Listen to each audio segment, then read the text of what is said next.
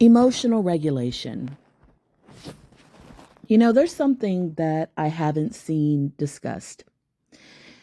And as a person who has been writing about journaling and mindfulness for about 5 years now, and my podcast, Zennurgy, is about self-development, but it's about self-development from the perspective that I believe most people are looking for peace and fulfillment in life. And they want to develop themselves, but they don't want to feel like they're losing their minds as they develop themselves. They want to feel a sense of groundedness and greater connection to themselves as they are developing themselves. And so Zennurgy was a word I made up. Zen meaning peace. Of course, I didn't make that word up, but Zennurgy, putting the urge for peace and fulfillment with that desire for growth. So you have this urge for growth, this urge for self-actualization, but you also have the urge to be peaceful, calm, grounded, safe as you do these things that may be taking you out of your comfort zone. And I'm bringing up emotional regulation because I believe that a lot of the people that voted for Trump don't know how to regulate themselves. Emotional regulation means the ability to manage and respond to emotions in a way that is acceptable and flexible, that is not self-destructive. So when you look at the anger, the frustration, the bitterness, the hatred that MAGA Nation has had for maybe about 10 years, a lot of it is rooted in the fact that things are changing. And when things change, when America changes, when the world changes, when the economy changes, emotions come with that. And if you do not have the ability to regulate your emotions, to manage and respond to your emotions, then you can do a lot of different things. You can repress your emotions, suppress them.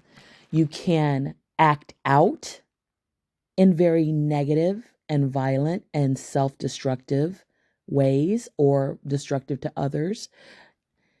You can try to turn the clock back. And I think that's where the slogan, Make America Great Again, comes from. This idea that if I turn the clock back, if I go back to this earlier time, this earlier age, I won't have these emotions. I won't have to manage them. I won't have to respond to them because they won't even exist. And then you have a person who is giving you positive emotions because they're telling you that everything that you believe is possible to turn the clock back, to get back to the place where you feel you were safe and comfortable and happy, that they can do this for you. So they're feeding into this delusion that it's possible to change the entire world and the entire nation just to make you comfortable, just to make you feel the way you want to feel again. And I believe that that's what they voted for. But the mature thing would have been to say, man, I got all these emotions. I don't like the way they feel. I don't like how I'm feeling. So maybe I need to take a moment. Maybe I need to slow down. Maybe I need to check in with myself. What are these emotions? Okay, I'm going to accept that I have these feelings. I'm not going to judge them. I'm going to identify what's triggering my emotions. I see it's these certain people, it's these certain events, and I'm going to accept the things that I can't change. I'm going to think about how I could make positive changes. Maybe I need to go to therapy. Maybe I need to read some books. Maybe I need to get out into nature. Maybe I need to do some deep breathing. Maybe I need to do some meditation. Maybe I need to practice some mindfulness and focus on the present instead of the past, instead of the future, instead of putting on these rose-colored glasses of what the past was and these crap-colored glasses of what the future will be. I need to be in the moment. Maybe I need to think about possible consequences for me acting out negatively on these emotions, acting out negatively on these impulses that I have. And I need to choose actions, beliefs, mindsets that will lead to a more positive outcome. Maybe I need to have some anchors. What actually makes me feel grounded in this world? What actually can I really hold on to that is stable, that is secure, that does provide me a sense of comfort? That's a positive thing to hold on to. And instead of giving into my anxiety, my fear, my depression, my reactiveness, I can actually choose a better path. And so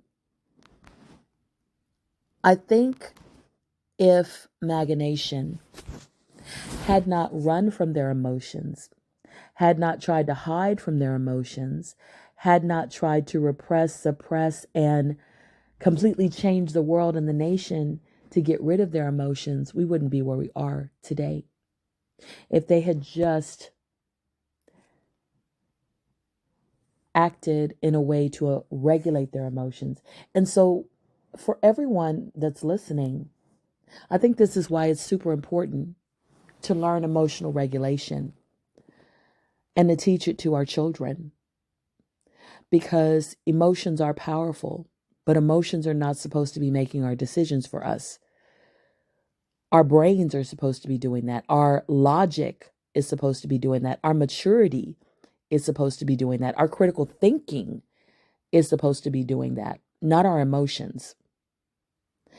And we need to not give ourselves excuses to let our emotions run away with us and control us, because we are better than that, or we should be.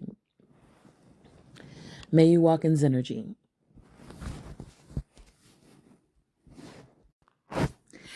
Emotional regulation.